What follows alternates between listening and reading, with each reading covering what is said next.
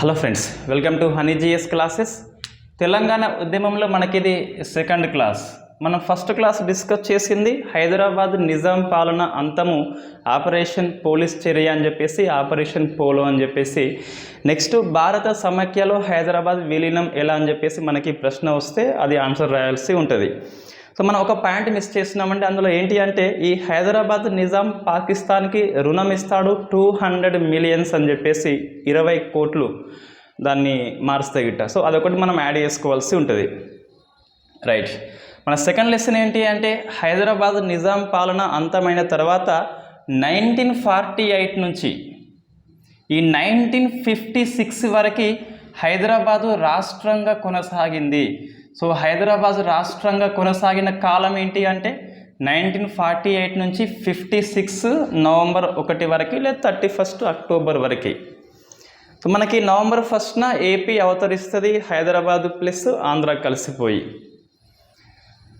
ఈ హైదరాబాద్ రాష్ట్రంలో తెలంగాణ ప్రాంతము తెలుగు ఉంటుంది, నెక్స్ట్ మరాఠా ఉంటుంది, అండ్ కర్ణాటక లేదా కన్నడ ప్రాంతం అనేది ఉంటుంది. సో ఇది 1956 వరకు భౌగోళిక పరంగా ఎటువంటి మార్పు రాలేదు, అది మనం గుర్తుపెట్టుకోవాల్సి ఉంటుంది. 53లో ఒక జిల్లా ఏర్పడింది, వరంగల్ నుంచి ఖమ్మం ఏర్పడింది తప్పిస్తే మనకి భౌగోళిక పరంగా విస్తీర్ణ పరంగా ఎటువంటి మార్పు అయితే మనకి రాలేదు. రైట్, హైదరాబాద్ సంస్థానము ఈజ్ ఈక్వల్ టు హైదరాబాద్ రాష్ట్రం అని చెప్పేసి మనం పిలుస్తాం. సంస్థానం కాస్త రాష్ట్రంగా మారింది, ఏవీ కలవలేదు కొత్తగా, అది మనం గుర్తుపెట్టుకోవాల్సి ఉంటుంది. ఈ 8 years టైంలో మొత్తం మనకి 3 ప్రభుత్వాలు ఏర్పడతాయి. ఆ 3 ప్రభుత్వాలు ఏంటి అంటే, ఫస్ట్ది సైనిక పాలన లేదా మిలిటరీ పాలన అని చెప్పేసి పిలుస్తాం. సెకండ్ది పౌర పాలన, సివిల్ అడ్మినిస్ట్రేషన్, పౌర పాలన. నెక్స్ట్ వస్తుంది ఎన్నికల ద్వారా వచ్చిన మొట్టమొదటి ప్రభుత్వము బూర్గుల రామకృష్ణరావు ప్రభుత్వము, దీన్ని ప్రజా ప్రభుత్వం అని చెప్పేసి పిలుస్తాం. సో మనకి మొత్తం 3 ప్రభుత్వాలు ఏర్పడ్డాయి. ఆ 3 ప్రభుత్వాల యొక్క అధినేతలు ఎవరు అని చెప్పేసి, ఈ 3 ప్రభుత్వాల టైంలో నిజాం యొక్క హోదా ఏంటి అని చెప్పేసి మనకి ప్రశ్న వస్తుంది. వీళ్ళ కాలం మనకి ఒక్కొక్క బుక్లో ఒక్కో రకంగా ఉంటుంది. మనం వి ప్రకాష్ బుక్ తీసుకుంటాం రిఫరెన్స్గా. సైనిక పాలన ఎవరు అంటే, సో జేఎన్ చౌదరి. పౌర పాలన ఎంకే వెల్లోడి, ఈయన ఐసిఎస్ ఆఫీసర్ కాబట్టి, సివిల్ ఆఫీసర్స్ కాబట్టి సివిల్ అడ్మినిస్ట్రేషన్. ఈయన సైనికుడు కాబట్టి సైనిక పాలన. ఈయన ప్రజలు ఎన్నుకున్నారు కాబట్టి ప్రజా పాలన అని చెప్పేసి ఎవరు, బీఆర్కే. సో బూర్గుల రామకృష్ణరావు అని చెప్పేసి ఒక బ్రాహ్మణుడు, మన ఫస్ట్ హైదరాబాద్ రాష్ట్ర ముఖ్యమంత్రి. రైట్, ఈ టైం ఎంత అంటే 18 సెప్టెంబర్ 1948 ఆపరేషన్ పోలో ముగింపు. వెరీ నెక్స్ట్ డే ఈ నిజాం సైన్యాధిపతి ఇద్రూస్ వచ్చి ఈ జేఎన్ చౌదరి ముంగట లొంగిపోతాడు కాబట్టి అదే రోజు సైనిక పాలన స్టార్ట్ అవుతుంది, నిజాం పాలన అంతమవుతుంది. ఎంకే వెల్లోడి అంటే ఇతను డిసెంబర్ వరకు అండి, డిసెంబర్ 1949 వరకు. సో మనం అఫీషియల్గా చెప్పాలంటే డిసెంబర్ 1 వరకు. డిసెంబర్ 1న పండిట్ సుందర్లాల్ కమిటీ రిపోర్ట్ ఆధారంగా జేఎన్ చౌదరిని నెహ్రూ ప్రభుత్వము, సెంట్రల్ గవర్నమెంట్ తొలగిస్తుంది. బట్ ఇంకొక 1 month కొనసాగుతాడు తాత్కాలిక ప్రధానిగా, తాత్కాలిక పాలన అధిపతిగా. కాబట్టి 1949 డిసెంబర్ 31 వరకు కూడా మనం రాసుకోవచ్చు, పెద్ద ఇబ్బంది అయితే ఏముండదు.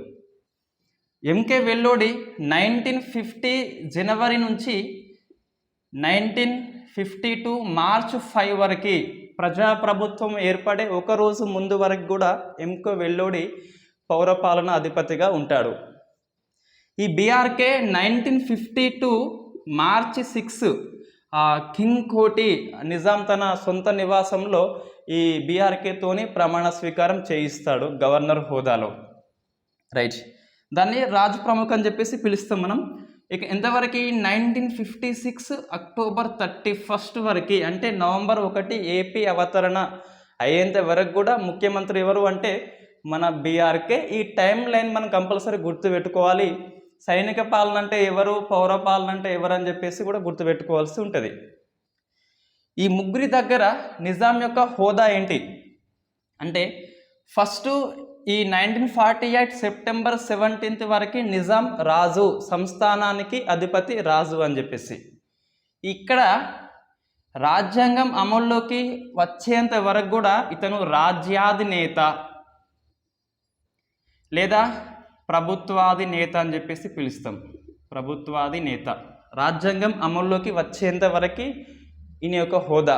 రాజ్యాంగం అమల్లోకి వచ్చినాక అంటే 26 జనవరి 1950 మన రాజ్యాంగం అమల్లోకి వస్తుంది.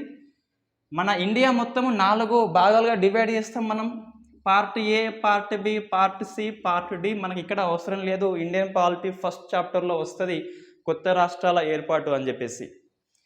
సో ఈ పార్ట్ బి ఏంటి అంటే సంస్థానాలు, శాసనసభలు కలిగిన సంస్థానాలు. సో శాసనసభలు కలిగిన సంస్థానాలు కాబట్టి వీటికి ఈ ఫస్ట్ ఏమో బ్రిటిష్ ఇండియా ప్రాంతం ఏదైతే ఉందో అది బ్రిటిష్ ఇండియా. ఇక్కడ గవర్నర్ ఉంటే ఇక్కడ గవర్నర్కి ఈక్వల్గా రాజ్ ప్రముఖ్ ఉంటాడు. సో రాజ్ ప్రముఖ్ ఎవరంటే మన నిజాం.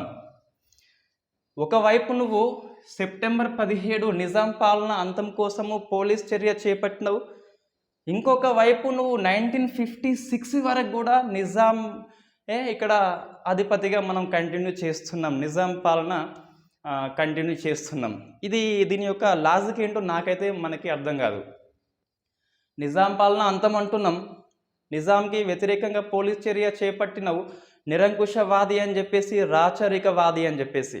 అటువంటి రాచరిక మూలాలు కలిగిన ఒక వ్యక్తిని ప్రభుత్వాధినేత, రాజ్యాధినేత, రాజ్ ప్రముఖ్ అని చెప్పేసి, హైలీ ఎగ్జాల్టినేటెడ్ హైనెస్ అని చెప్పేసి ఎందుకు పిలిచిండ్రు మనకైతే తెలియదు. రైట్, ఇది ఓవరాల్గా మన చాప్టర్స్ యొక్క బ్రీఫ్గా మనం డిస్కస్ చేయబోయేది. సో వీళ్ళ టైంలో ఎటువంటి సంస్కరణలు జరిగినాయి, ఎటువంటి ఫర్మానా ఇష్యూ చేయబడింది, వాళ్ళ యొక్క ఉద్యోగాల విధానం ఏంటి అని చెప్పేసి మనం డిస్కస్ చేయాల్సి ఉంటుంది. మనకి రేపు క్లాస్ ఉండదు, ఇంటికి వెళ్తున్నాం కాబట్టి. సో రేపు క్లాస్ ఉండదు. నెక్స్ట్ డే మనకి ముల్కీ ఉద్యమం అని చెప్పేసి అందులో మళ్ళీ వస్తుంది వీళ్ళ ముగ్గురి పరిపాలన కాలంలో ఉద్యోగాల విధానం ఏంటి అని చెప్పేసి. ముఖ్యంగా 1948 నుంచి 52 వరకు ఈ ఎంకే వెల్లోడి, జేఎన్ చౌదరి యొక్క ఉద్యోగాల విధానం ఆధారంగానే 1952లో మనకి ఈ ఇడ్లీ సాంబార్ గో బ్యాక్ అని చెప్పేసి ముల్కీ ఉద్యమం స్టార్ట్ అవుతుంది. 52లోనే ఏపీ ఏర్పాటు రాకముందే స్టార్ట్ అయింది. రైట్, ఇది మనకి ప్రశ్న వస్తుంది, గ్రూప్ 1 మెయిన్స్లో ప్రశ్న వస్తుంది. ఏమని వస్తుంది?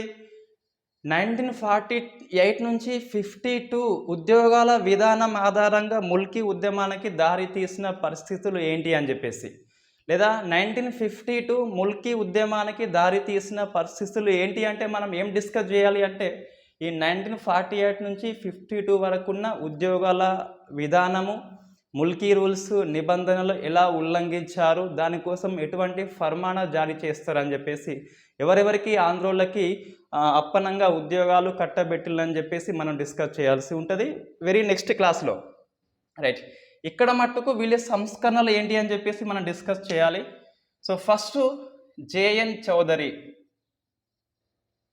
సో జేఎన్ చౌదరి ఏంటి అంటే ఈయన 1948 సెప్టెంబర్ 18 నుంచి 1949 డిసెంబర్ ఎండింగ్ వరకు హైదరాబాదు రాష్ట్ర సైనిక పాలనా అధికారిగా కొనసాగుతాడు.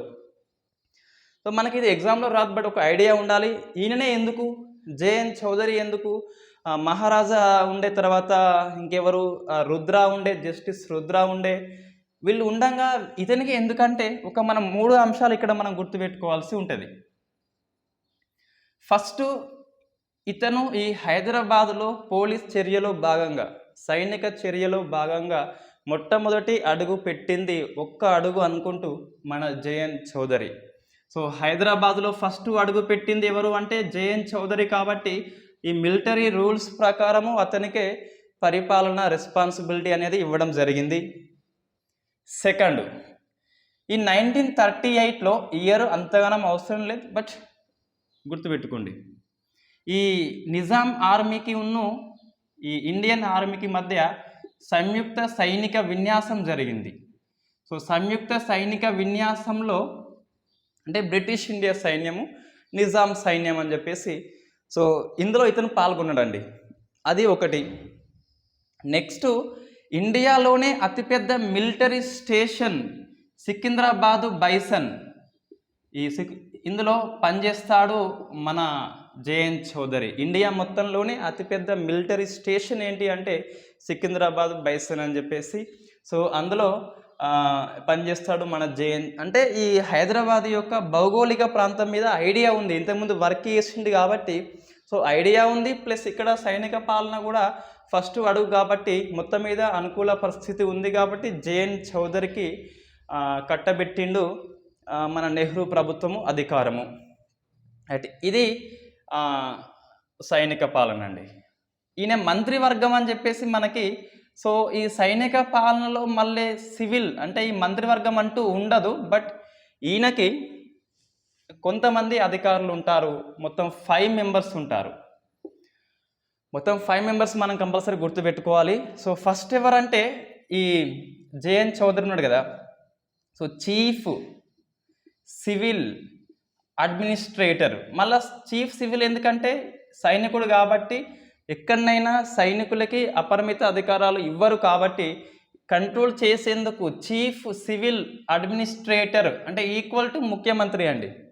మళ్ళీ కన్ఫ్యూజ్ కావద్దు, ఇతనే హైదరాబాద్కి head, but civil administration means పౌర పాలన అధిపతి.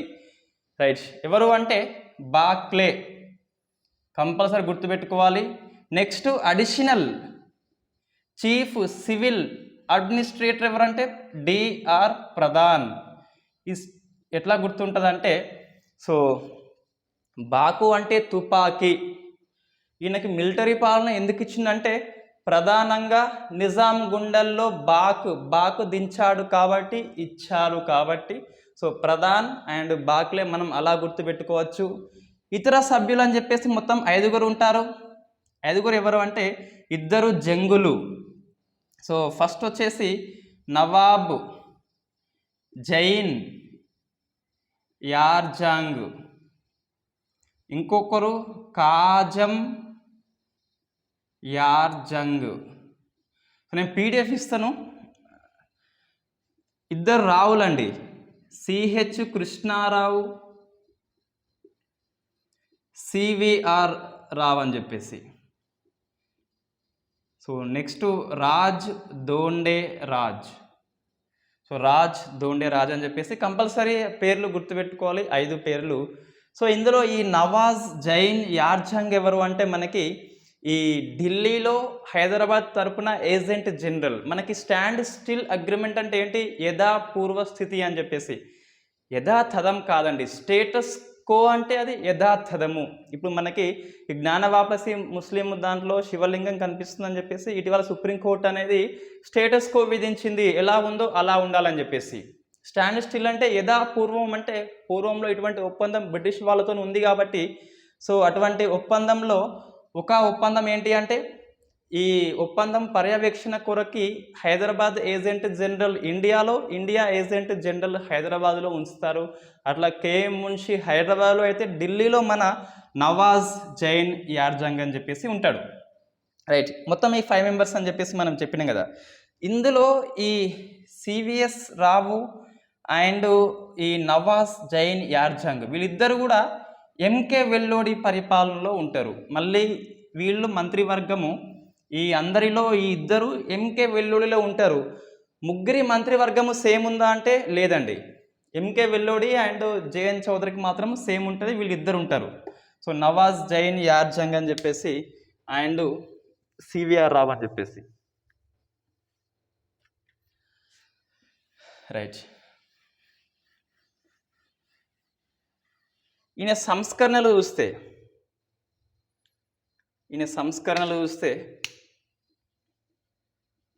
ఎవరి జేఎన్ చౌదరి. ఇవన్నీ ఫ్యాక్ట్ బిట్స్ అండి.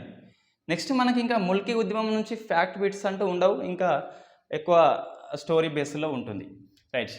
ఏంటి సంస్కరణ అంటే మనకి 1949 ఫిబ్రవరి 6న ఒక ఫర్మానా జారీ చేస్తాడు. ఫర్మానా మీన్స్ ఒక జీవో, నిజాం పేరు మీదుగా జీవో జారీ చేస్తాడు, గవర్నమెంట్ ఆర్డర్ అని చెప్పేసి. సో ఈ జేఎన్ చౌదరి సంస్కరణల ఫర్మానా ఇప్పుడు అంటే 1949 ఫిబ్రవరి 6న మనం అది గుర్తుపెట్టుకోవాలి. సో దాని ప్రకారము ఒకటి ఫస్ట్ ఏంటి అంటే ఈ హలీ సిక్కా అని చెప్పేసి నిజాం కరెన్సీ ఉంటుంది, దీన్ని రద్దు చేస్తాడు. ఇండియా కరెన్సీ అనేది ప్రవేశం స్టార్ట్ అవుతుంది. సో ఇండియా రూపీ స్టార్ట్ అవుతుంది, హలీ సిక్కా రద్దు అవుతుంది. ఈ హలీ సిక్కా అనేది ఎప్పుడు వచ్చిందంటే మనకి మొఘల్స్ పరిపాలన అంతమనంతరము ఇక మొఘల్స్ లేదు కాబట్టి వీళ్ళు సొంత నాణ్యం అనేది విడుదల చేసుకుంటారు. సో దాన్ని రద్దు చేస్తాడు. సెకండ్ది ఈ ఫస్ట్లీ నెల అని చెప్పేసి ఉంటుందండి, మనకి దానికి 590 years డిఫరెన్సెస్ ఉంటుంది. అది వెనక ఉంటుంది, మన ముందు ఉంటుంది. దానికి 590 చేస్తే ఈ గ్రెగరియన్ క్యాలెండర్ అనేది వస్తుంది. సో ఫసల్ నెలల కాలంలో ఇంగ్లీష్ మంత్స్ వచ్చినాయి, జనవరి ఫిబ్రవరి అని చెప్పేసి. ఇంకా హాలిడే, ఇది ముస్లిం స్టేట్ కాబట్టి ఇప్పుడు సౌదీ లాంటి కంట్రీలలో ఫ్రైడే హాలిడే ఉంటుంది. సో ఫ్రైడే నుంచి హాలిడే సండేకి మారింది. ఫసలీ ఇంగ్లీష్ నెలలు అనేది వచ్చింది. నెక్స్ట్ ఇంకా ఇతను అంటే ఇది భూ సంస్కరణలు చెప్పేసి వస్తుంది. దాని ప్రకారం ఇతను సర్ఫేకస్ అండి. సో సర్ఫేకస్ రద్దు చేస్తాడు. సర్ఫేకస్ మీన్స్ సర్ఫ్ ఏ ఖాస్ అంటే నిజాం యొక్క సొంత భూమి, తన సొంత అవసరాల కోసం కొంత భూమి కలిగి ఉంటాడు నిజాం ప్రభువు. అటువంటి భూమి సర్ఫేకస్ రద్దు చేస్తాడు. సో 3 కోట్ల నష్ట పరిహారం ఇస్తాడు మన నిజాంకి ఈ జేఎన్ చౌదరి. నెక్స్ట్ జాగీర్దార్లు రద్దు చేస్తాడు. ఇది 1949 ఆగస్టు 15 అండి. సో జాగీర్దార్లు రద్దు అని చెప్పేసి ఇండియా మొత్తం అప్లికేబుల్ చేస్తారు, మన హైదరాబాద్కి కూడా అప్లై చేస్తారు. What is the meaning jagirdar అంటే మనకి ఎకనామీలో తెలంగాణ ఎకనామీ ఫస్ట్ చాప్టర్లో వస్తుంది, భూ సంస్కరణలు అని చెప్పేసి అక్కడ డిస్కస్ చేయవచ్చు. బట్ ఇక్కడ ఒక ఐడియా ఉండాలి, జాగీర్దార్ అంటే ఏంటంటే జాగీర్లకి అధిపతి జాగీర్దార్ అని చెప్పేసి ఒక మధ్యవర్తి, ఒక బ్రోకర్. వీడు ఎవరికి, నిజాంకి రైతుకు మధ్య బ్రోకరే ఈ జాగీర్దార్ అని చెప్పేసి. అవి రద్దు చేస్తాడు. ఇవి రద్దు చేస్తే పెద్ద మొత్తంలో ప్రభుత్వ భూమి అనేది హైదరాబాదు రాష్ట్రానికి వస్తుంది. సో జాగీర్దార్ల రద్దు ద్వారా దేశం మొత్తంలోనే అత్యధిక ప్రభుత్వ భూమి ఉన్న రాష్ట్రం ఏంటి అంటే మన హైదరాబాద్ అండి. సో ఎక్కువ మొత్తంలో ప్రభుత్వ భూమి ఉన్న రాష్ట్రంగా హైదరాబాద్ అనేది అవతరిస్తుంది. సో మనకి ఇవి మెయిన్గా సంస్కరణలు ఉన్నాయి మన JN Chaudhuri. Very positive side అండి. నెక్స్ట్ ఆయన ఉద్యోగాల విధానం అని చెప్పేసి మనం ఇక్కడ డిస్కస్ చేయము, జస్ట్ బ్రీఫ్గా డిస్కస్ చేస్తాము. ఇంకా ముల్కీ ఉద్యమంలో పూర్తిగా చెప్తాము, అది దానికి సంబంధించిన అంశం కాబట్టి గ్రూప్ 1 మెయిన్స్ వెరీ ఇంపార్టెంట్ ప్రశ్న వస్తుంది కాబట్టి. సో నెక్స్ట్ ఏంటి అంటే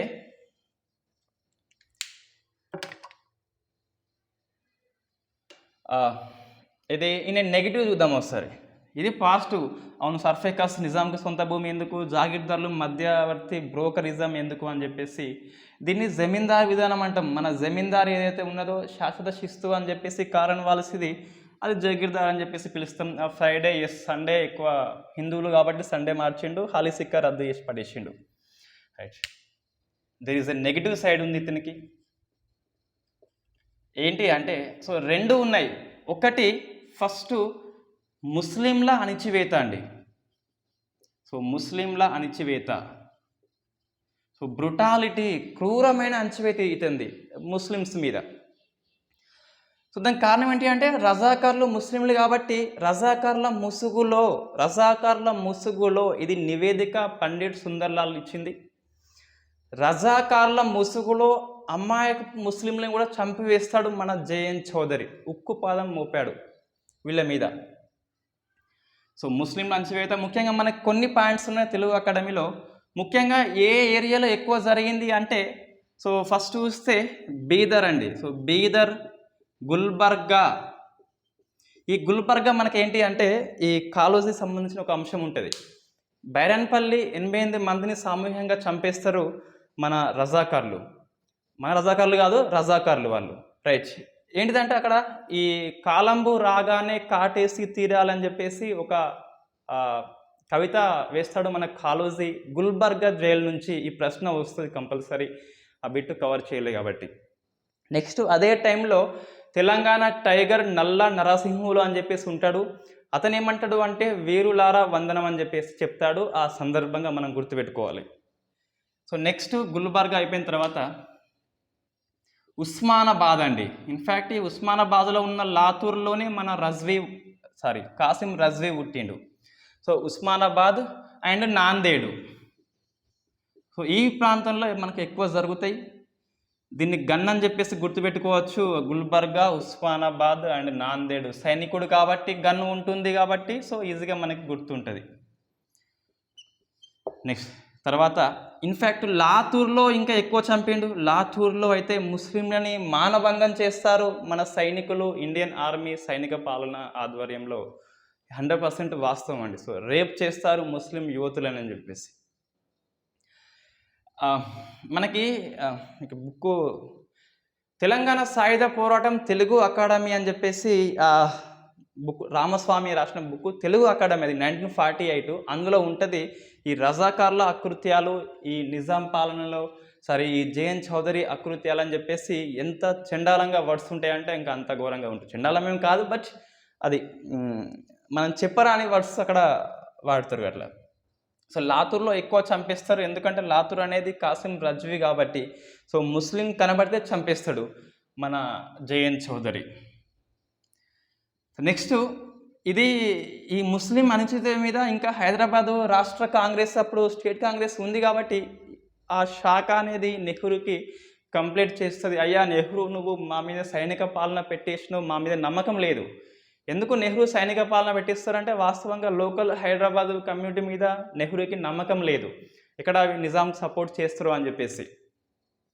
ఇది వాస్తవంగా మనకి బ్రిటిష్ నుంచి వచ్చిందండి. బ్రిటిష్ నుంచి ఎట్లా వచ్చిందంటే, బ్రిటిష్ వాళ్ళు ఏదైనా మైసూరు ఆక్రమణ లేదా బెంగాల్ ఆక్రమణ, కర్ణాటక ఆక్రమణ చేసినాక వాళ్ళ రాజులని ఎక్కడో దూరం పంపిస్తారు.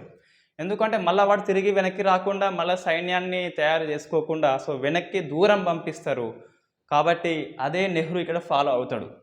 సో లోకల్లో ఉన్న మన స్వామి రామానంద తీర్థకి ఇవ్వచ్చు, లేదా అరిగిల రామస్వామి అని చెప్పేసి ఒక దళిత నాయకుడికి ఇవ్వచ్చు, లేదా ఇంకెవరన్నా కేవీ రంగారెడ్డి ఉన్నాడు, మనకి చాలామంది ఉన్నప్పటికీ ఒక సైనికుడిని పెట్టేస్తాడు. ఎందుకు అంటే కంట్రోలింగ్ కోసము. మన 370 ఆర్టికల్ రద్దు అయినాక సో జమ్మూ కాశ్మీర్లో ఎందుకు ఇంకా రాష్ట్రపతి పాలన కంటిన్యూ అవుతుందంటే కారణం అదే. సో ఎందుకు యూటీ చేస్తుందంటే కారణం అదే. సో అక్కడ శాంతి భద్రత కంట్రోల్ ఉండాలి కాబట్టి సైనిక పాలన తప్పనిసరి. కానీ ఇక్కడ ఈ సైనిక పాలన మిస్యూజ్ చేస్తాడు మన జేఎన్ చౌదరి, నెహ్రూకి తెలియకుండా. రైట్, ఇక్కడ మన కమిటీ ఏంటి అంటే నెహ్రూ పండిట్ సుందర్ లాల్ కమిటీ అని చెప్పేసి 1949 నవంబర్లో నియమిస్తే 1949 డిసెంబర్ రిపోర్ట్ ఇస్తుంది. ఆ రిపోర్ట్ ఆధారంగా తొలగించబడతాడు జేఎన్ చౌదరి అండి. సో ఇక్కడ మనకి సభ్యులు ఎవరు అని చెప్పేసి మనకి ప్రశ్న వస్తుంది, సభ్యులు ఎవరని చెప్పేసి. రైట్, ఇక్కడ మన సభ్యులు ఇద్దరు ఉంటారండి. ఇక్కడ ఫారూక్ సియర్, సో ఫారూక్ సియర్ వీళ్ళు కార్యదర్శులు, అండ్ అంబుల్కర్ వీళ్ళు కార్యదర్శులు. దీనికి ఈ పండిట్ సుందర్లాల్ కమిటీకి మనం ఎగ్జామ్స్ అంటే ఈ సుందర్లాల్ కమిటీ ఎనఫ్ పేరు, బట్ ఇది కూడా గుర్తుంటే మనకి బెస్ట్. ఇంకా అబ్దుల్ మిస్త్రీ అని చెప్పేసి, అబ్దుల్ గఫర్ అని చెప్పేసి వాళ్ళు సభ్యులు, వీళ్ళేమో కార్యదర్శులు. సో సభ్యులు ఎవరంటే అబ్దుల్ మిస్త్రీ, సో మిస్త్రీ అండ్ అబ్దుల్ గఫర్ వీళ్ళిద్దరు సభ్యులు, కమిటీలో సభ్యులు, వీళ్ళిద్దరేమో కార్యదర్శులు అని చెప్పేసి. ఇది మనకు రెండవ కమిటీ. మనకు 15 కమిటీలు ఉంటాయి. ఆ 15వ కమిటీ వచ్చినప్పుడు కూడా 1 నుంచి 15 దాకా చెప్పబడుతుంది పేర్లు కూడా. మనకు అట్లా రివిజన్ అవుతుంది, గుర్తుంటుంది ఈజీగా. So BRK committee first committee Telangana ఉద్యమంలో ఈ జయప్రకాష్ నారాయణని రాజ్య బహిష్కరణ చేసినాక, అరెస్ట్ చేసినాక సో హైదరాబాద్ స్టేట్ కాంగ్రెస్ నియమిస్తుంది. ఇదేమో జేఎన్ చౌదరి యొక్క పరిపాలనలో అరాచకం మీద నెహ్రూ నియమిస్తాడు పండిట్ సుందర్లాల్ కమిటీ అని చెప్పేసి. ఫారూక్ సియర్, అంబుల్కర్, అబ్దుల్ మిస్త్రీ, అబ్దుల్ గఫర్ అని. సో ఇది రిపోర్ట్ ఇస్తుంది. ఆ రిపోర్ట్లలో ఈ అంశాలన్నీ ఉంటాయి. ఇక్కడ ఎక్కడెక్కడ చంపిల్ని అని చెప్పేసి ఇంతకుముందు చెప్పినగా మనం గుల్బర్గ్ అని చెప్పేసి, ఉస్మానాబాద్ అని చెప్పేసి, ఇదంతా రిపోర్ట్ అనేది వాళ్ళు ఇస్తారు ఇక. రైట్, నెక్స్ట్ ఇంకో సెకండ్ ఇది బ్రిగ్స్ ప్రణాళిక. ఇది ఫస్ట్ది ముస్లింల అణచివేత కదా. ఈ బ్రిగ్స్ ప్రణాళిక అన్నది ఏంటంటే కమ్యూనిస్టుల అణచివేత. సో కమ్యూనిస్టుల అణచివేత కూడా చేస్తాడు మన ఈ సర్దార్ వల్లభాయ్ పటేల్ మన హోంశాఖ మంత్రి ఏమంటాడు అంటే హైదరాబాద్ గడ్డ మీద ఒక్క కమ్యూనిస్టుని బతకనివ్వను అని చెప్పేసి చెప్తాడు, శపథం చేస్తాడు. శపథానికి అనుగుణంగానే మన జేఎన్ చౌదరి పనిచేస్తాడు. సో కమ్యూనిస్టుల అణచివేత స్వయంగా చేయడు, నంజప్ప నేతృత్వంలో చేస్తారు వీళ్ళంతా. సో నంజప్ప అని చెప్పేసి మనం పేరు కంపల్సరీ గుర్తుపెట్టుకోవాల్సి ఉంటుంది. మన గ్రూప్ 2లో 150 మార్క్స్కి 130 రావాలంటే కంపల్సరీ ఈ ప్రతి పేరు మనం గుర్తుపెట్టుకోవాల్సి ఉంటుంది. రైట్, జేపీ నంజప్ప అని చెప్పేసి ఉంటాడు. సో బ్రిక్స్ ప్రణాళిక, కమ్యూనిస్టులు అణచివేత అని చెప్పేసి మనకి నెగిటివ్ సైడ్ అండి ఇది. కమ్యూనిస్టులు అందుకే విద్రోహం అన్నది, ఎందుకంటే ఈ ఆపరేషన్ పోలోని నిజాం పాలన అంతమని, వీళ్ళు నిజాం పాలన అంతం సపోర్ట్ చేస్తారు కమ్యూనిస్టులు, బట్ ఇట్లా అనుకోలే వాళ్ళు. రైట్, ఇది మనకి జేఎన్ చౌదరి యొక్క పరిపాలన ముఖ్యంగా. ఈయన కాలంలో మనకి ఉద్యోగ విధానం ఏంటి అంటే ముఖ్యంగా, సో జేఎన్ చౌదరి ఫస్ట్ వింది బెంగాల్ అండి. ఫస్ట్ వీడు నాన్ముల్కి. ఈ నాన్ముల్కి ఏంటంటే మన నెక్స్ట్ చాప్టర్లో వస్తుంది, అప్పుడు చెప్తాం క్లియర్గా. అది స్థానికేతరుడు అని చెప్పేసి, గైర్ ముల్కి అని చెప్పేసి చెప్తాం. వీంది బెంగాల్, వీడు సైనికుడు, వీనికి ఇంగ్లీష్ వస్తుంది. సో ఇక్కడ ఉన్నది ఏం భాష, తెలుగు అండ్ ఉర్దూ. సో ముస్లిం ఉర్దూ, మిగతా వాళ్ళు తెలంగాణ కాబట్టి తెలుగు, మరాఠా అండ్ నెక్స్ట్ కర్ణాటక వాళ్ళు ఏం భాష, కన్నడ భాష. వీనికి ఏ భాష రాదు ఈ జేఎన్ చౌదరికి, కాబట్టి పరిపాలన కష్టమవుతుంది. వాళ్ళు ఏదో చెప్తారు, వీనికి ఏం అర్థం కాదు. కాబట్టి పరిపాలన మొత్తాన్ని అధికారికంగా కాదు, అన్అఫిషియల్గా, నేను చెప్తుంది ఇక్కడ అన్అఫిషియల్గా ఇంగ్లీష్ మాధ్యమంలో కొనసాగిస్తాడు. సో పరిపాలన ఏంటి అంటే తెలుగు రాదు, ఉర్దూ రాదు కాబట్టి సో ఏంటిది, ఇంగ్లీష్లో. రైట్, ఇంగ్లీష్ ఎవరు వచ్చింది ఇక్కడ మనకి చూస్తే, సో లోకల్లో చూస్తే మనకి బ్రిటిష్ వాళ్ళకి సంబంధం లేదు కాబట్టి మనకి ఇంగ్లీష్ రాలేదు. సో మద్రాస్ నుంచి ఫస్ట్ బెంగాల్లో ట్రై చేస్తాడు, అక్కడ నుంచి ఎక్కువ మంది రారు. నెక్స్ట్ ఇంకా మద్రాసులో ఆంధ్ర వాళ్ళు ఉంటారు, వాళ్ళకి ఇంగ్లీష్ బాగా వస్తుంది. ఎందుకు అంటే బ్రిటిష్ వాళ్ళతోని సంబంధం ఉంది కాబట్టి ఇంకా కంపల్సరీ అయితే వస్తుంది. సో అట్లా మన ఆంధ్ర వాళ్ళు తెలంగాణ మీద ఒక మిడత దండు వలె వచ్చి పడ్డరు. రైట్, ఇది పరిపాలన పరంగా చూస్తే సంస్కరణలు అంటే సంస్కరణ కాదు, ఉద్యోగాల విధానంలో ఒకనొక మైనస్ అండి ఇది. రైట్, ఇంకా ఈ ముల్కీ రూల్స్ని పలుచన చేస్తాడు. 1949లో ఒక ఫర్మానా తీసుకొస్తాడు. 1919 ఫర్మానికి అది సవరణ అని చెప్పేసి. సో ముల్కీ రూల్స్ ఉన్నా లేకున్నా కూడా ఉద్యోగంలో నియమిస్తాడు. ఇంగ్లీష్ వాళ్ళే వస్తారు, తెలుగు వాళ్ళు రారు. ఇంకా కొన్ని ఉంటాయి, ప్రజల వద్దకు పాలన అని చెప్పేసి కూడా తీసుకొస్తాడు మన జేఎన్ చౌదరి, ప్రజల వద్దకు పాలన అని చెప్పేసి. రైట్, ఇది ఇంకా కొన్ని చూస్తే ఇట ఇవన్నీ ఫ్యాక్ట్ బిట్స్ అండి, మనం చదువుకోవచ్చు. నేను నోట్స్ ఇస్తాను. అది ఏంటి అంటే పురావస్తు శాఖకి ఎక్కువ ఫండ్స్ రిలీజ్ చేస్తాడు. అజంతా, ఎల్లోరా శిల్పాలు వాటిని మంచిగా చేస్తాడు. బీదర్ కోటకి మరమ్మత్తు చేస్తాడు అని చెప్పేసి మనకి పుస్తకంలో అయితే ఉంటుంది, తెలుగు అకాడమీ బుక్లో. సో మనకి దీనికి reference Telugu academy paper 4 book ఉంటుంది. అది కాకుండా తెలంగాణ చరిత్ర సంస్కృతి అని చెప్పేసి ఉంటుంది, అందులో ఇంకా ఎక్కువ ఉంటుంది మ్యాటర్ ఇందులో. రైట్, నెక్స్ట్ ఇక ఎంకే వెల్లోడి పరిపాలన. దీన్ని ఏమంటామంటే పౌర పాలన. ఎందుకు పౌర పాలన అంటున్నామంటే ఇతను పౌరుడే కాబట్టి, అంటే ఐసిఎస్ ఆఫీసర్ కాబట్టి. ఇన్ఫ్యాక్ట్ వీడు కూడా నాన్ ముల్కే. సో ఫస్ట్ తొలి అధిపతులు నాన్ ముల్కీ. ఇతనిది కేరళ, వందేమో Bengal. So Kerala Indian civil service officer కాబట్టి, సివిల్ అడ్మినిస్ట్రేషన్ కాబట్టి సో దీన్ని పౌర పాలన అని చెప్పేసి మనం పిలుస్తున్నాం. రైట్, ఈ ఎంకే వెల్లోడి మనం మంత్రివర్గం కంపల్సరీ గుర్తుపెట్టుకోవాలండి. పౌరపాలన కాబట్టి మనం గుర్తుపెట్టుకోవాలి. సో ఫస్ట్ అయితే ఎంకే వెల్లోడి. సో ఈయన ముఖ్యమంత్రిగా చెప్పొచ్చు, మనం సివిల్ ఆఫీసర్ అని చెప్పొచ్చు. ఇంతకుముందు మనకి చీఫ్ సివిల్ అడ్మినిస్ట్రేటర్ ఎవరు అంటే బాక్లే ఉండే. అడిషనల్ చీఫ్ సివిల్ అడ్మినిస్ట్రేటర్ అంటే ప్రధాని ఉండే కదా. అట్లా మనకి ఇక్కడ జస్ట్ సివిల్ అడ్మినిస్ట్రేటర్ ఎవరంటే, సో ఇవి కొన్ని పదాలు మనకు తెలిసి ఉండాలి. సివిల్ అడ్మినిస్ట్రేటర్ అని చెప్పేసి తాలూకుదార్ అంటాం. తాలూకుదార్ అంటే నేటి కలెక్టర్ అండి. సో మన పేర్లు గుర్తుపెట్టుకోవాలి. మనకి ప్రశ్న వస్తుంది, సివిల్ అడ్మినిస్ట్రేటర్కి ఈక్వల్ ఏంటి అంటే తాలూకుదార్ లేదా collector. So deputy civil administration, not additional, deputy civil అడ్మినిస్ట్రేషన్కి ఈక్వల్ ఏంటంటే మనకి ఆర్డీఓ అంటే డిప్యూటీ తాలూకుదార్ అని చెప్పేసి పిలుస్తాం. Next assistant civil administration means తహసీల్దార్, ఎంఆర్ఓ, తహసీల్దార్ అని చెప్పేసి పిలుస్తాం. ఇవి మనకు ఈక్వల్ పదవులు అండి. So chief civil administration means ముఖ్యమంత్రికి ఈక్వల్. అడిషనల్ అంటే అదనపు ముఖ్యమంత్రి అని చెప్పేసి మనం పిలుచుకోవచ్చు. సివిల్ అడ్మినిస్ట్రేటర్ అంటే తాలూకుదార్ అని చెప్పేసి, డిప్యూటీ సివిల్ అడ్మినిస్ట్రేటర్ అంటే ఆర్డీఓ అని చెప్పేసి, అసిస్టెంట్ సివిల్ అడ్మినిస్ట్రేషన్ అంటే తహసీల్దార్ అని చెప్పేసి మనం పిలుస్తాం. రైట్, ఇవన్నీ కంపల్సరీ గుర్తుపెట్టుకోవాలి. మనకు బిట్ మిస్ కావద్దంటే, ఎక్కువ స్కోర్ చేయాలంటే గ్రూప్ 2లో కంపల్సరీ గుర్తుపెట్టుకోవాల్సి ఉంటుంది.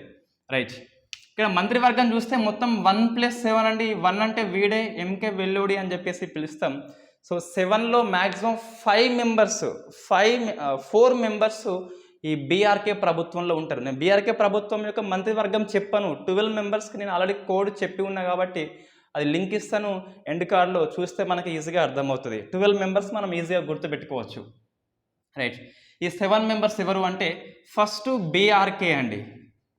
సో బీఆర్కే చూస్తే ఈయన రెవెన్యూ శాఖ మంత్రి, ఎక్సలెంట్గా వర్క్ చేస్తాడు. హైదరాబాద్ని మిగులు బడ్జెట్గా గోర్వాలా కమిటీ సెంట్రల్ గవర్నమెంట్ నియమిస్తుంది. ఆ గోర్వాలా కమిటీ సిఫార్సు ప్రకారమే పనిచేసి ఎట్లా ఉందో ఆ రూల్స్ అన్నీ ఫాలో అయ్యి హైదరాబాద్ని మిగులు రాష్ట్రంగా చేస్తాడు. ఈ విషయాన్ని VP Menon integration of Indian states అని చెప్పేసి ఆ పుస్తకంలో రాస్తాడని చెప్పేసి మనకు తెలుగు అకాడమీ బుక్లో ఉంటుంది, తెలంగాణ చరిత్ర సంస్కృతి పుస్తకంలో. నెక్స్ట్ పూల్ చంద్ గాంధీ అండి. సో పూల్ చంద్ గాంధీ మనం అక్కడ ఏం చెప్పినామంటే విద్య ఉండాలి, సో ఆరోగ్యం ఉంటే. సో నువ్వు చదువుకున్నావు, రోజు కొద్దిగా అంతో ఇంతో వాకింగ్ చేస్తున్నావు, మైండ్ ఫ్రెష్ ఉంటుంది, ఎటువంటి టెన్షన్ ఉండదు, ఒత్తిడి ఉండదు. కాబట్టి సో మనకి ఆ ఎండార్ఫిన్ హార్మోన్ రిలీజ్ అవుతుంది కాబట్టి ఎక్సర్సైజ్ చేసినప్పుడు మైండ్ ఫ్రెష్గా ఉంటుంది కంపల్సరీ.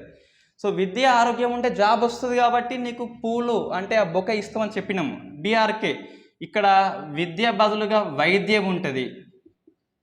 సో వైద్యము అండ్ ఆరోగ్యం అని చెప్పేసి మనం గుర్తుపెట్టుకోవాలి. కొంచెం డిఫరెన్సెస్ ఆ బీఆర్కే ప్రభుత్వంలో ఉన్న వ్యక్తికి ఇక్కడ డిఫరెన్సెస్ మనకు ఉంటుంది. నెక్స్ట్ వినాయకరావు. సో వినాయకరావు విద్యాలంకర్, వినాయకుడు కాబట్టి, విఘ్నేశ్వరుడు కాబట్టి, సో వాణిజ్యము, పరిశ్రమలు, వ్యాపారం చేసే ముంగట మనం పూజ చేస్తామని చెప్పినాం అక్కడ కోడ్. సో ఇక్కడ ఏంటి అంటే వ్యవసాయం అండి. మనం డిఫరెన్సెస్ గుర్తుపెట్టుకుంటే ఈజీగా ఫైండ్ అవుట్ చేయవచ్చు, పెద్ద విషయం కాదు. 12 మెంబర్స్ కాబట్టి అది గుర్తుపెట్టుకోండి, మనకి ఎగ్జామ్లో అదే వస్తుంది కంపల్సరీ. అట్లా మనం చెప్పొద్దు. బట్ ఎందుకు అంటే సిలబస్లో బీఆర్కే మంత్రివర్గము సభ్యులు అని చెప్పేసి సిలబస్లో మెన్షన్ చేయబడింది, ఎంకే వెల్లుడి మెన్షన్ చేయలేదు. మన 1948 నుంచి 52 వరకు ఉన్న ఉద్యోగాల విధానము ముల్కీ రూల్స్ ఉల్లంఘన అని చెప్పేసి సిలబస్లో పేర్కొన్నాడు. కాబట్టి వీళ్ళ కాలంలో ముల్కీ రూల్స్ ఎలా ఉన్నాయని చెప్పేసి ప్రశ్న వస్తుంది. రైట్, నెక్స్ట్ విబి రాజు. ఈ విబి రాజు వాస్తవంగా గుంటూరు వింది, వీడు ఆంధ్రుడు. సో హైదరాబాద్కు వస్తాడు, సికింద్రాబాద్లో పోటీ చేస్తాడు, ఎమ్మెల్యేగా గెలుస్తాడు. హైదరాబాదు శాసనసభకి ఎన్నికైన ఫస్ట్ ఆంధ్రుడు ఎవరు అంటే విబి రాజు. సో విబి రాజు కార్మికుడు కాబట్టి వలస వచ్చిండు. సో మన అక్కడ కార్మికులు అండ్ పునరావాసం అని చెప్పినాం కదా, అక్కడ పునరావాసము. బట్ ఇక్కడ కార్మికులు ఉన్నది, పునరావాసం పోయింది, ఇక్కడ పరిశ్రమలు వస్తుంది. సో కార్మికులు పనిచేసే పరిశ్రమలు అని చెప్పేసి పరిశ్రమలు అనేది వస్తుంది. వీళ్ళు నలుగురు కూడా బీఆర్కే ప్రభుత్వంలో ఉన్నారు. సో బీఆర్కే ముఖ్యమంత్రి అంటే ఆయన ఒక మంత్రివర్గమే కదా, కాబట్టి సో బీఆర్కే నలుగురు ఉన్నారు. ఇంకొక మనకి ముగ్గురు ఉంటారు. సో 5th వ్యక్తి ఎవరు అంటే మెహద్, చెప్తాను మనం. సో నవాబ్ జైన్ యార్జాంగ్. ఇంతకుముందు ఇక్కడ ఈ జైన్ చౌదరి ప్రభుత్వంలో ఉన్న మంత్రి జైన్ యార్జంగ్ అని చెప్పేసి ఉన్నాడు కదా. సో మనకి ఈ ఢిల్లీలో హైదరాబాద్ యొక్క ఏజెంట్ జనరల్ అని చెప్పేసి పిలుస్తాం ఇతన్ని. సో ఇతను జైన్ యార్జంగ్ పబ్లిక్ వర్క్ అండి, పబ్లిక్ వర్క్స్. ఇదే నవాబ్ జైన్ యార్జంగ్ మన బీఆర్కే ప్రభుత్వంలో ఉన్నాడా అంటే మరి 3 శాఖలలో అంటే 3 ప్రభుత్వాలు ఉన్న ఒక వ్యక్తి మనం చెప్పచ్చా అంటే ఎస్, 100% నో. ఎందుకంటే మన బీఆర్కే దగ్గర ఉన్నది ఎవడంటే మెహదీ. సో మెహదీ నవాబు యార్జంగ్ బహదూరు, ఇద్దరు బహదూరే, ఇద్దరు యార్జంగే. ఈయన మెహదీ, ఈయన నవాబ్ జైన్ అని చెప్పేసి పిలుస్తాం. ఈయన మనకు వచ్చిందండి, ఎక్కడ వచ్చిందంటే ఈ స్టాండ్ స్టిల్ అగ్రిమెంట్ జరిగినప్పుడు తాత్కాలిక ప్రధానిగా ఉన్నది ఎవరు అంటే నిజాం ప్రధాని, మన మెహదీ నవాబ్ యార్జంగ్ అని చెప్పేసి పిలుస్తాం. రైట్, అట్లా మనం దాన్ని గుర్తుపెట్టుకోవచ్చు, పెద్ద ఇబ్బంది ఏమి ఉండదు. సో ఏ ఒక్కరు కూడా ముగ్గురి దగ్గర పని చేయలేదు, అది మనం గుర్తుపెట్టుకోవచ్చు. నెక్స్ట్ శేషాద్రి ఇంకా ఎక్స్ట్రా ఉన్నాడుగా. సో శేషాద్రి సివిఎస్ రావు అని చెప్పేసి ఇతను కూడా మన జేఎన్ చౌదరి దగ్గర పనిచేసిండు. సో సివిఎస్ రావు ఆర్థికము అండ్ వాణిజ్యం అండి ఇక్కడైతే. సో ఆర్థికము అండ్ వాణిజ్యము. నెక్స్ట్ 7వది శేషాద్రి. ఈ శేషాద్రి అయితే హోంశాఖ మంత్రి, న్యాయశాఖ మంత్రి, సమాచార శాఖ మంత్రి అని చెప్పేసి ఈ వెల్లోడి కాలంలో ఇవి మనం గుర్తుపెట్టుకోవాలి, తప్పదండి. సో మొత్తం మీద 4 మెంబర్స్ ఉన్నారు, BRK and Vellodi. JN Chaudhuri and Vellodi చూస్తే ఇద్దరు ఉన్నాడు, ఈ ఒకడే ఉన్నాడు ఇక్కడ.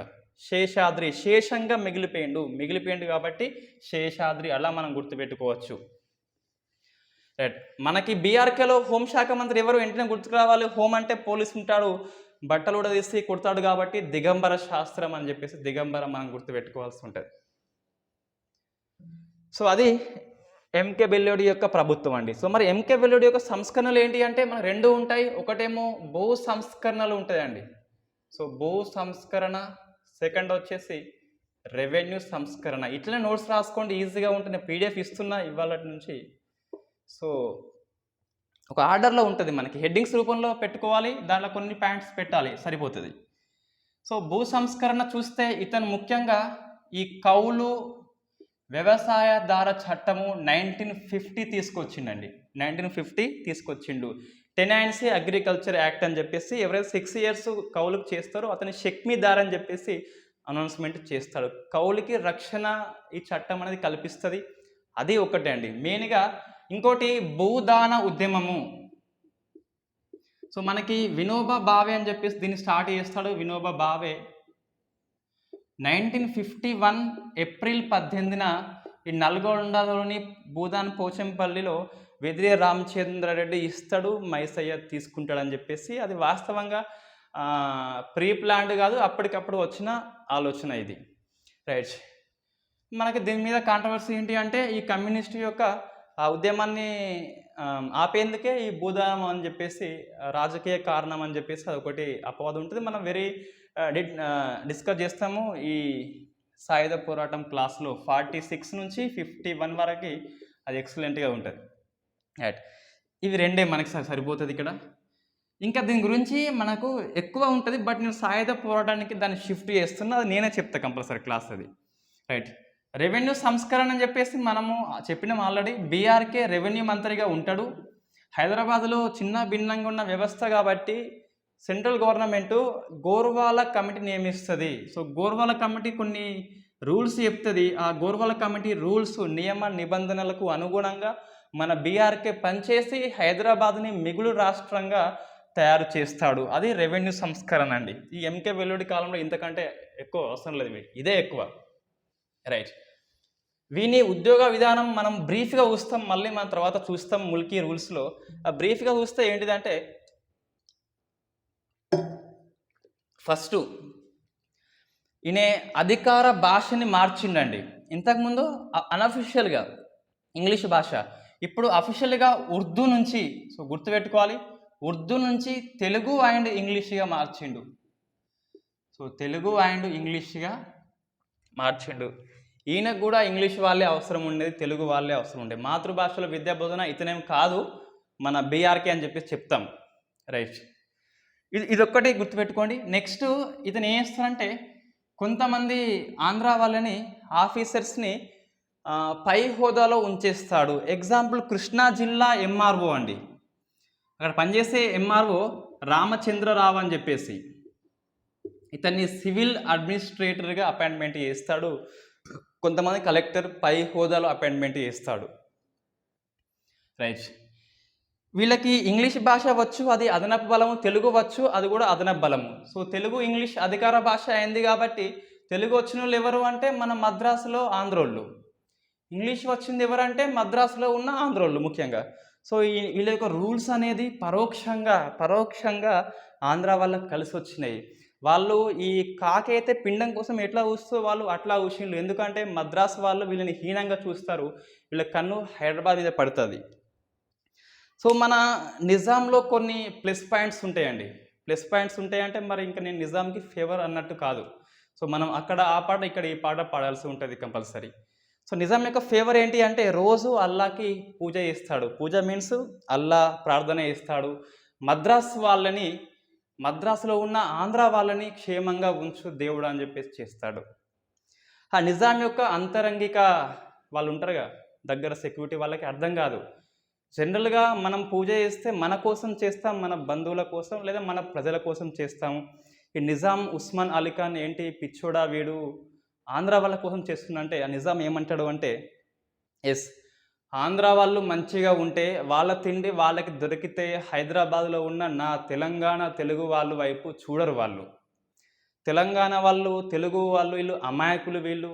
సో హైదరాబాద్లో ఉన్న తెలంగాణ వాళ్ళు అమాయకులు కాబట్టి వాళ్ళ యొక్క లౌక్యాన్ని వీళ్ళు తట్టుకోలేరని చెప్పేసి ఎక్కడ వాళ్ళకి తిండి దొరకకుంటే హైదరాబాద్ వైపు వస్తారు అని చెప్పేసి అప్పుడే నిజాం 7 ఊహిస్తాడు, అల్లాకి అట్లా పూజ చేస్తాడు. సో అది వాస్తవం అవుతుంది. సో రామచంద్రరావు వచ్చిండు, వీళ్ళ భార్య వచ్చింది, వీళ్ళ పిల్లలు వచ్చిండ్రు, ఆ భార్య తమ్ముడు బామర్ది వచ్చినాడు, బామర్దికి వైఫ్ అందరూ వచ్చినారు. సో వీళ్ళు వచ్చింది కాక అలా చుట్టాలకి ఫోన్ చేస్తారు, ఇక్కడ ఫ్రీగా వస్తున్నాయి ఉద్యోగాలు, ఎటువంటి రూల్స్ లేవు, ముల్కీ రూల్స్ లేవు ఇక్కడ అని చెప్పేసి. సో లంచాల వ్యవస్థని స్టార్ట్ చేసింది ఎవరు అంటే సో లంచాల వ్యవస్థ. సో హైదరాబాద్ ప్రజలకి లంచం అనేది లేదు. ఏదో చిన్నగా బీడి లాంటిది తప్పిస్తే పెద్దగా లంచం ఇచ్చిన దాఖలు లేవు తన పని కోసం అని చెప్పేసి మనకి ఎలకటే శంకర్రావు పుస్తకంలో ఉంటుంది. సో లంచాల వ్యవస్థని పరిచయం చేస్తారండి. ఆంధ్ర వాళ్ళే పరిచయం చేసిన అంటే మనకి ఇది సో చార్మినార్ కథలు పుస్తకంలో ఉంటుంది. చార్మినార్ కథలు 365 పేజీలో అడప సత్యనారాయణ పుస్తకంలో ఉంటుంది చార్మినార్ కథలు అని చెప్పేసి. దీనిలో ఏముంటుందంటే ఈ రావణ దహనంలో, లంక దహనంలో రాముడిలో ఉన్న కిష్కింద పౌరులు ఎవరైతే ఉన్నారో రావణి దహనం అనంతరము అక్కడనే స్థిరపడిపోతారు.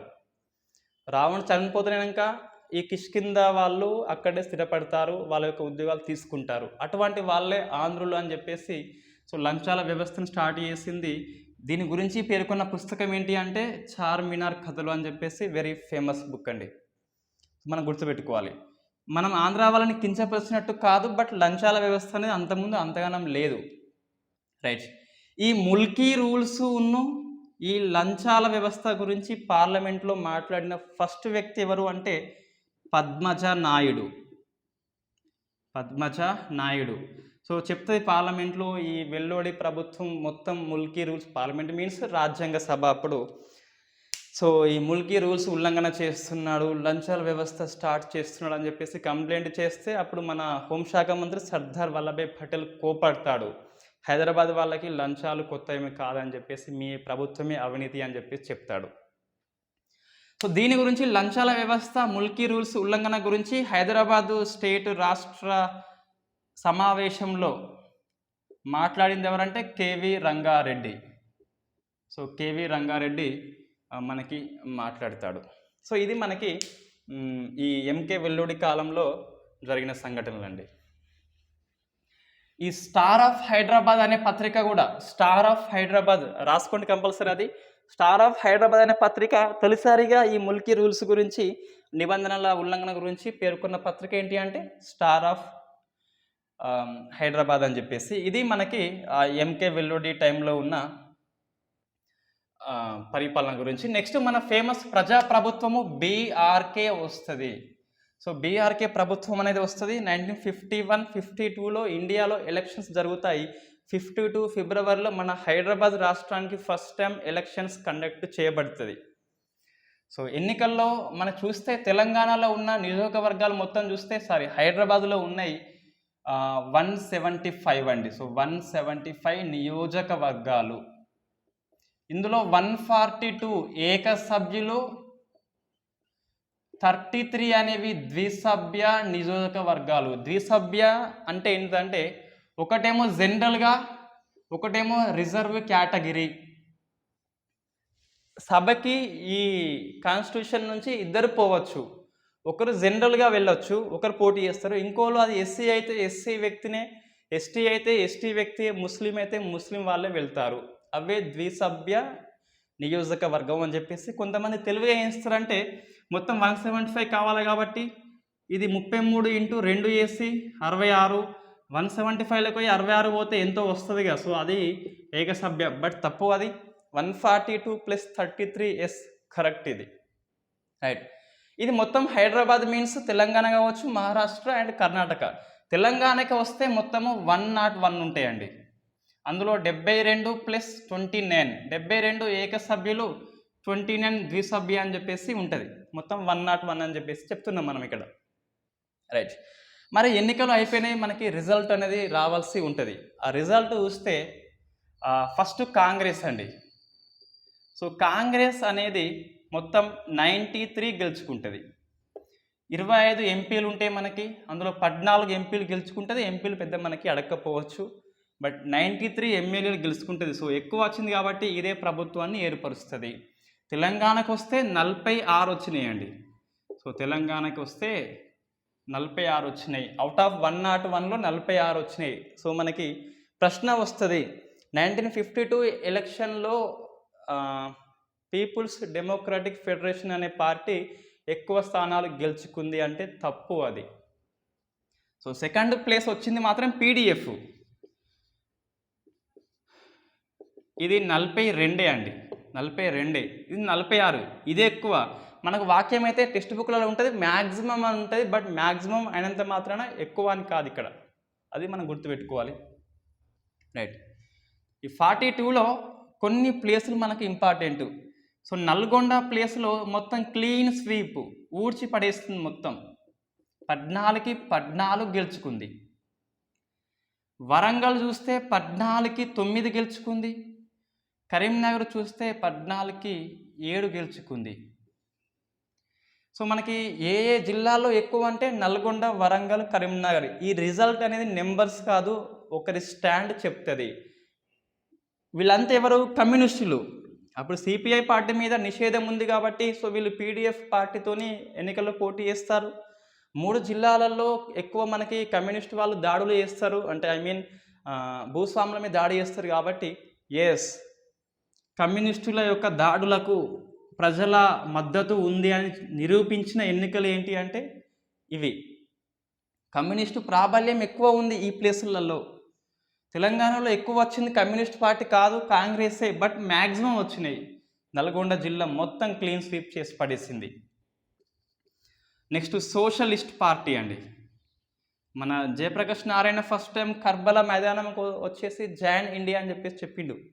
సో అందులో ఒక నేత జేపీ, ఇక్కడ 11 వచ్చినాయి.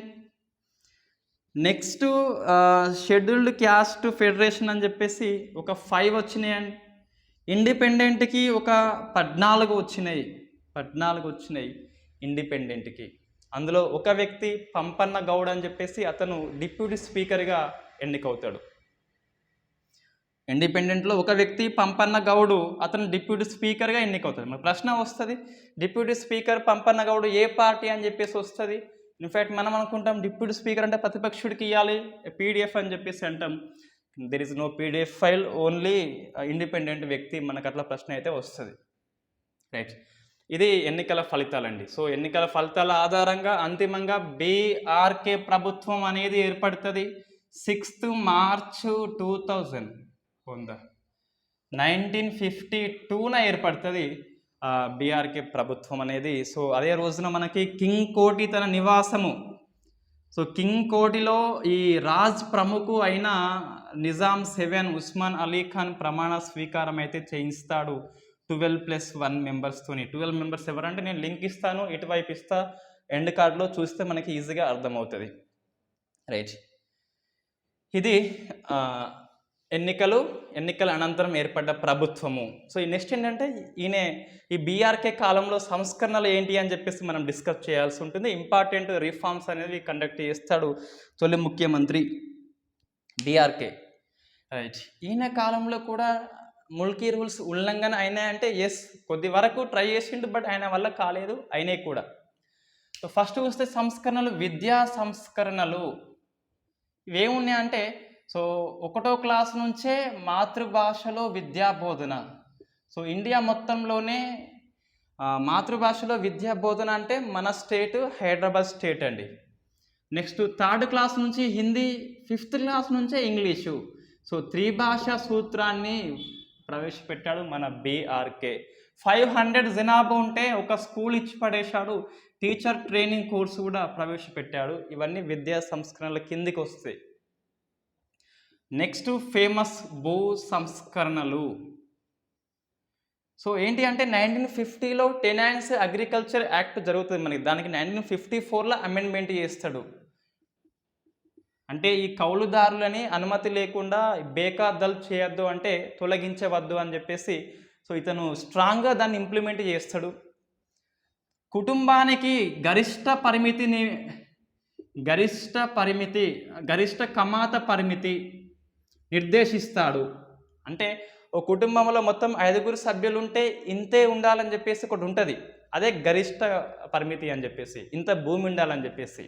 ఆ భూమికి 4.5 రెట్లు ఉంటే ఉండొచ్చు, 5 రెట్లు కూడా అంటే అనొచ్చు దాన్ని. సో ఇంతకంటే ఎక్కువ ఉండద్దు. కాబట్టి భూగరిష్ట కమాత పరిమాణాన్ని ఫస్ట్ టైం నిర్దేశించింది ఎవరు అంటే మన బీఆర్కే అని చెప్పేసి. ఇది భూ సంస్కరణలు, ఏమో విద్యా సంస్కరణలు అని చెప్పేసి మనం పిలుస్తాం. ఈ బీఆర్కే విషయానికి వస్తే గిట ఈయన మ్యాక్సిమం ట్రై చేస్తాడు నిజాం అంటే ఈ ముల్కీ రూల్స్ను ఎలా ఉన్నాయో అలా అమలు చేసేందుకు. బట్ ఈయన కూడా ఫెయిల్ అవుతాడు. కాబట్టి సో అన్ఫార్చునేట్లీ బీఆర్కే ప్రభుత్వం అప్పుడే ముల్కీ ఉద్యమం అనేది ఇంకా రేజ్ అవుతుంది. మనకి రేప్ క్లాసులో వస్తుంది, సబ్ కమిటీ విధిస్తాడు, తర్వాత సిటీ కాలేజ్ సంఘటన అని చెప్పేసి డిఫరెంట్ సంఘటనలు ఉంటాయి. మనకి ఇక్కడ బహుమని రాజ్యం నుంచి స్టార్ట్ అవుతుంది ముల్కీ రూల్స్ గురించి, రైట్. ఒకసారి చూస్తే ఈయన పుట్టింది మహబూబ్ నగర్లో. సో షాద్ నగర్ నుంచి ఎన్నికవుతాడు. మనం ఇంతకుముందు ఈ ఎలక్షన్స్ కొన్ని మర్చిపోయినామండి. సో మర్చిపోయినామంటే స్టోరీ బేస్లో ఉంటే మనకి ఒక్కొక్క పాయింట్ ఎన్ని గుర్తుంటాయా బాబు? ఇది ఒక్కొక్క పాయింట్ ఉంటుంది దీనిలో. మనకి ఈ ఎంపీ చూస్తే గిట ఎంపీ సో మనకి ఎవరు, ఈ రావి నారాయణ రెడ్డి ఈ నెహ్రూ కంటే ఎక్కువ మెజారిటీతో ఫస్ట్ ఎన్నికల్లో గెలుస్తారండి. రావి నారాయణ రెడ్డి అని చెప్పేసి నల్గొండ నుంచి గెలుస్తారు. 3 lakhs ప్లస్, ఎగ్జాక్ట్గా చెప్పామంటే 3 lakhs ప్లస్ చాలా. సో మనకి 2.3 ఎంతో వస్తుంది నెహ్రూకి. సో నల్గొండ నుంచి అండ్ భువనగిరి నుంచి కూడా ఎమ్మెల్యేగా ఎన్నికవుతాడు. సో మనకి ఇదే టైంలో ఈ జయసూర్య కూడా MP and MLA. Jayasurya MP and MLA. తర్వాత పెండ్యాల వెంకట్రావు అని చెప్పేసి ఆయన కూడా ఎంపీ ఎమ్మెల్యేగా ఎన్నికవుతాడు. ఈ వెల్లోడి టైంలో ఎంపీగా కొంతమందిని పంపిస్తాడు. ఎంపీగా కేవీ రంగారెడ్డి అంటే పార్లమెంట్కి పంపిస్తారు. కేవీ రంగారెడ్డి తర్వాత ఎవరు ఇంకా అంటే ఈ స్వామి రామానంద తీర్థ అని చెప్పేసి, స్వామి రామానంద తీర్థ వీళ్ళని ఎంపీగా పంపిస్తారు. అది వెల్లోడి కాలంలో. ఇక్కడ ఎంపీలు వీళ్ళు వేరు వాళ్ళు వేరు. ఇది ఎన్నికల ద్వారా, అది నామినేషన్ ద్వారా సంస్థానం నుంచి, హైదరాబాద్ రాష్ట్రం నుంచి రాజ్యాంగ సభకి పంపిస్తారు. స్వామి రామానంద తీర్థ, కేవీ రంగారెడ్డి అని చెప్పేసి. అండ్ ఇది ఎలక్షన్స్ గురించి, భూ సంస్కరణల గురించి, రైట్.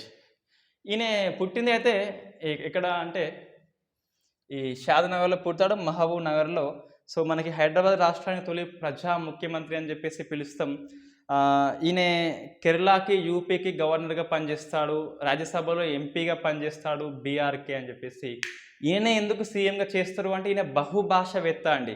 అన్ని భాషలు వస్తాయి కాబట్టి, కేవీ రంగారెడ్డి లాంటి సీనియర్స్ ఉన్నప్పటికీ కూడా ఈ అన్ని భాషలు వస్తాయి కాబట్టి, హైదరాబాద్లో మరాఠా ఉంటుంది, కన్నడ ఉంటుంది, తెలుగు ఉంటుంది, ఉర్దూ ఉంటుంది కాబట్టి అన్నీ వస్తాయి కాబట్టి ఈయన సీఎంగా అవుతాడు బ్రాహ్మణుడు అయినప్పటికీ. కేవీ రంగారెడ్డి మోస్ట్ సీనియర్ వాస్తవంగా రెడ్డి వర్గం అని చెప్పేసి, రైట్. తర్వాత చూస్తే ఈయన కొన్ని బుక్స్ రాస్తాడండి. ఆ బుక్స్ ఏంటి అంటే కృష్ణ శతకం అని చెప్పేసి, తర్వాత సరస్వతి వ్యాస ముక్తావళి అని చెప్పేసి, పండితారాజా పంచామృతం అని చెప్పేసి, ఈ ఉయ్యూర్ కయూమ్ అని చెప్పేసి దాన్ని తెలుగులోకి అనువాదం చేస్తాడు.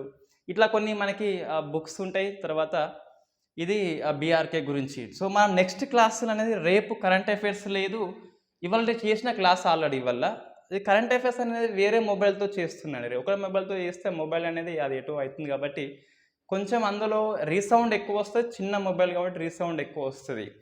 కరెంట్ అఫైర్స్ అనేది శాశ్వతం కాదు కాబట్టి ఎప్పుడోసారి పోతది యూట్యూబ్ నుంచి.